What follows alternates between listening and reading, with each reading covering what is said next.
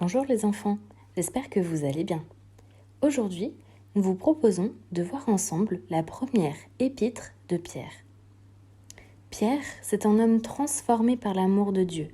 Le pardon que Jésus lui a accordé a changé tout son être, son attitude, ses pensées, son caractère et sa façon de parler. Pierre est un homme nouveau. Dieu va maintenant l'utiliser pour écrire 2 épîtres, 2 lettres. Aujourd'hui, nous parlerons de la première épître de Pierre.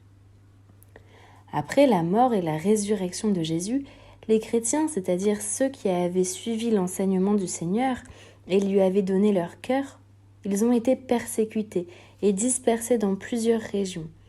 Ils vivaient dans la souffrance. C'est pour eux que Pierre va écrire cette première lettre. C'était afin de les encourager à garder la foi, cette confiance en Dieu, même dans les moments difficiles, pour continuer à le louer, l'adorer et le servir, quelles que soient les circonstances. Pierre va leur rappeler que la souffrance en tant que chrétien n'est pas une anomalie. Comme Christ a souffert, nous aussi, en tant que chrétiens, nous pouvons connaître des moments difficiles dans ce monde. Mais béni soit Dieu, car avec les difficultés, Jésus nous donnera toujours le moyen d'être secourus. Ce message est aussi pour nous. Christ a souffert pour nous. Nous souffrirons nous aussi à cause de son nom. Mais si nous restons attachés à Jésus notre modèle, alors nous connaîtrons la gloire comme lui. Oui, Jésus est notre modèle. Et l'apôtre Pierre va nous le rappeler dans cette lettre. Être saint comme lui, comme Jésus, aimer comme lui a aimé, laisser le bon témoignage qui permettra aux autres de s'approcher de Jésus. Au travers de ces écrits, l'Esprit de Dieu nous encourage à rester juste, humbles, soumis et à avoir les mêmes sentiments qui habitent le cœur de Dieu. Ce but peut paraître difficile à atteindre, mais il ne faut pas désespérer, car nous ne sommes jamais seuls.